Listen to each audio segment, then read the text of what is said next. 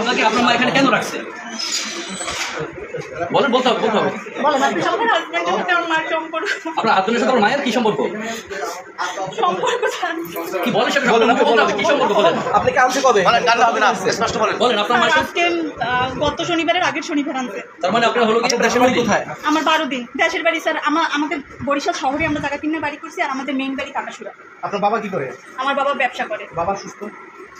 বাবা এইসবের মধ্যে নাই। সে কি জানে কোনো ঘটনা? মানে আমার মায়ের কাছে আমার বাবার কোনো টাইম নেই, সব তারাই করে। আমার দুই ভাইরেও দুইবার 4বার রিহাবে দিছে। আপনার এটা সম্পূর্ণ মা করছে? এটা কে করছে? আমার জামাই। আপনার জামাই করছে? জামাইয়ের নাম কি? মোহাম্মদ কামাল শরীফ। তার বাড়ি কোথায়?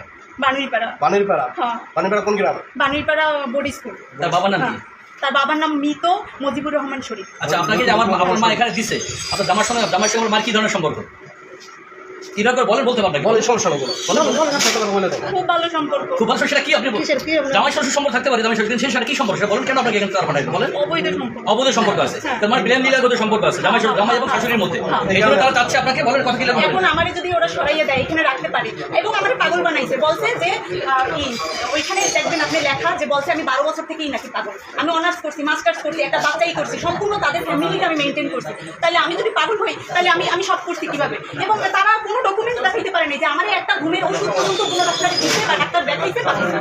তাহলে আপনার মা আপনার জামাইয়ের সঙ্গে অবৈধ সম্পর্ক কারণে আপনাকে এখানে ভর্তি করতে, আপনাকে সরাইতে তার সম্পর্ক চালু রাখতে পারে। এই জন্য আমারে যাইতেও দেবে। আপনি এখন কি চান? এদের কি আপনার মা, আপনার জামাই, এদের কি চান? সরকারের কাছে কি চান? আমি শুধু বাঁচতে চাই স্যার। ঠিক আছে, সুন্দর করে বাঁচতে চান।